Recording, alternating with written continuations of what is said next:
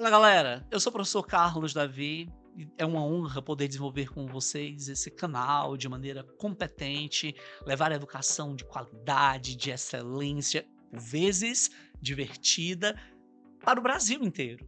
Então, tenho que fazer um pedido, tá? Vai lá, se inscreve no canal. Cara, não se inscreveu ainda? Pô, tá comendo mosca, vai lá. Por favor, se inscreve no canal, dá aquele like, faz aquele bom comentário. Eu já sou teu fã. E aí vai dar match entre a gente e nós vamos produzir um conteúdo de alta relevância para o Brasil. Eu acredito que existe uma expectativa sobre o entendimento dessa persona, desse protagonista da história contemporânea.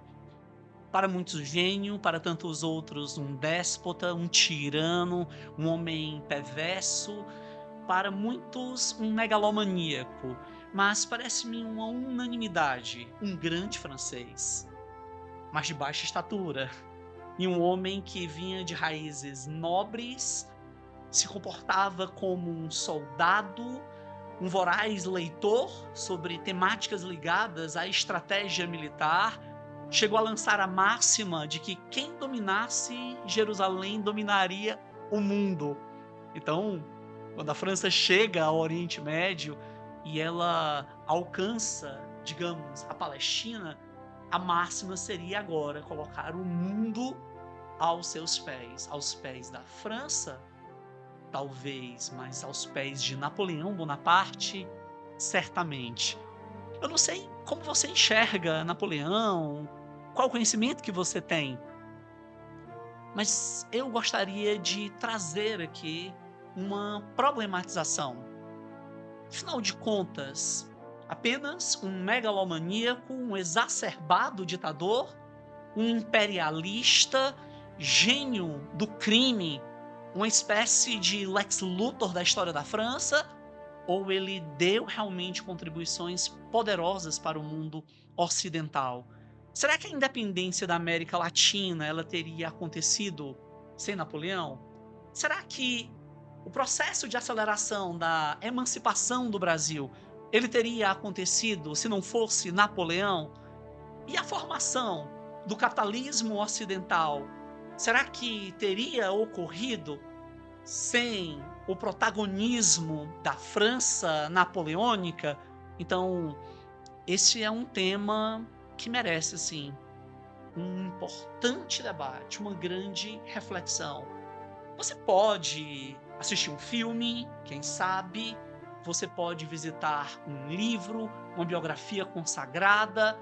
Eu vou te dar, digamos, aliás, quem sou eu na fila do grude, né?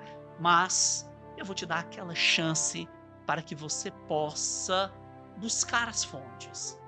Uma biografia, um filme, ou quem sabe uma série, ou um game, algo que possa falar e te sintonizar com o Bonaparte.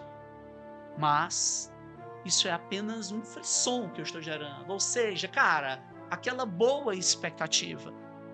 Porque até então essa persona, né, Napoleão o Sumido para o mundo ocidental, ele reaparece no complexo midiático e na indústria cultural e no universo comportamental. Então, se ele reaparece, é importante que nós venhamos a debater. E aí eu faço um desafio.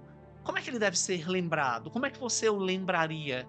Aquele que se autocurou, aquele que submeteu uma nação inteira aos seus caprichos, aquele que levou a França a um patamar poderoso de império transcontinental, uma França euro-afro-asiática, aquele cujas missões levaram a acelerar as independências da América Latina, ou o que falar, por exemplo, da concordata com a Igreja, quando ele submete o patrimônio da Igreja Católica Apostólica Romana Francesa e cria uma pauta de educação pública estatal, uma espécie de sociedade espartana em pleno século XIX.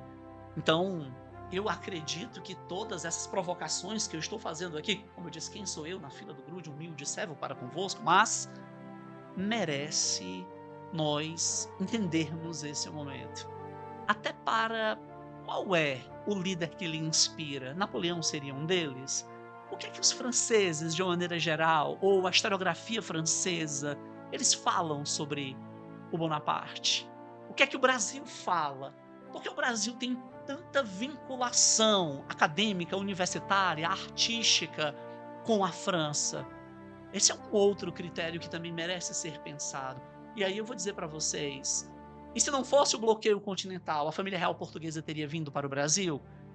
E se ela não tivesse vindo para o Brasil, os portos não teriam sido abertos em precocidade? Lembremos que a África portuguesa só se tornou independente no século XX, o Brasil se tornou independente no início do século XIX. Curiosidade, a África portuguesa se tornou independente no final do século XX, na segunda metade do século XX, diga-se de passagem.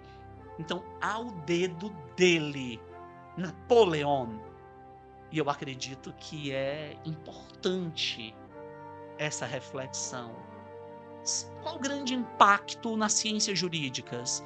Qual a contribuição de Napoleão na formação do Estado liberal capitalista nos Estados Unidos, no Brasil, no México, na Argentina? Então, no mundo ocidental. Eu penso que esse é um momento, é uma boa desculpa para nós analisarmos com significativa profundidade essa persona. Não há dúvidas, ele foi um protagonista ao seu tempo. A França, sem um Bonaparte, não teria alcançado esse nível de capilaridade imperialista que alcançou. E a própria sociedade francesa, ela também talhou esse líder. Era uma sociedade que pretensamente iria se mundializar. Aquilo que ocorria na França não era só francês, era para o mundo. Aquilo que acontecia na França não era algo local, se transformava em algo universal. E aí eu pergunto, qual é a justificativa suficiente para invadir países? Ele invadiu um numerário absurdo de países, Áustria, Prússia, Holanda, Bélgica.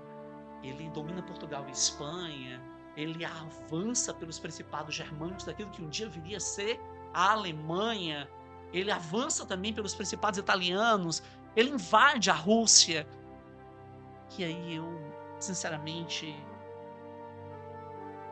qual justificativa seria plausível para que esse pequeno gigante imperialista pudesse invadir tantos países? Porque outrora ele menciona o desejo de levar para esses países a iluminação francesa, para derrubar o ancien régime, o antigo regime. Fica aí uma importante provocação. E eu já direi para vocês que no nosso próximo encontro será para falar desse filho da sociedade francesa, feito pela França, mas que protagonizou a formação do Império Francês. A gente se encontra, então, aqui mesmo, no YouTube, logo em breve. Valeu, pessoal!